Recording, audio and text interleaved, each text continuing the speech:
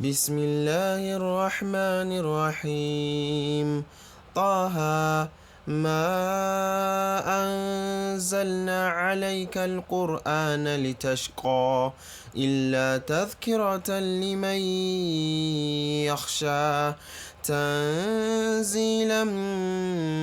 ممن خلق الأرض والسماوات العلى الرحمن على العرش استوى له ما في السماوات وما في الأرض وما بينهما وما تحت الثرى وإن تجهر بالقول فإنه يعلم السر وأخفى الله لا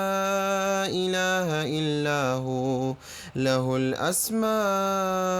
الحسنى. وهل أتاك حديث موسى إذ رأى نارا فقال لأهلهم امكثوا إني آنست نارا لعلي آتيكم منها بقبس أو أجد على النار هدى فلما آتاها نودي يا موسى إني أنا ربك فاخلع نعليك إنك بالواد المقدس طوى وأنا اخترتك فاستمع لما يوحى إنني أنا الله لا إله إلا أنا فاعبدني وأقم الصلاة لذكري إن الساعة آتية أكاد أخفيها لتجزى كل نفس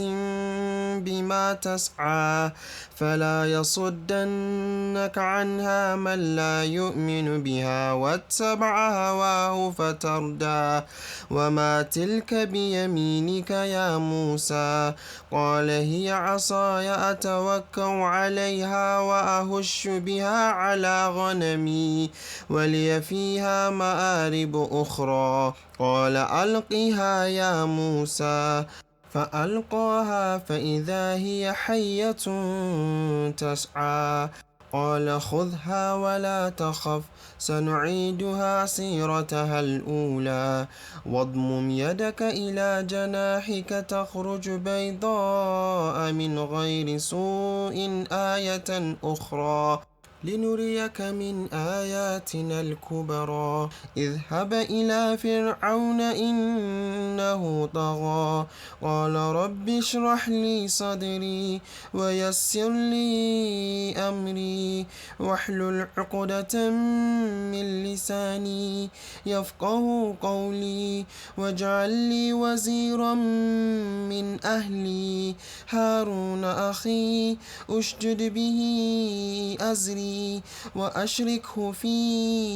أمري كي نسبحك كثيرا ونذكرك كثيرا إنك كنت بنا بصيرا قال قد أوتيت سؤلك يا موسى ولقد مننا عليك مرة أخرى إذ أوحينا إلى أمك ما يوحى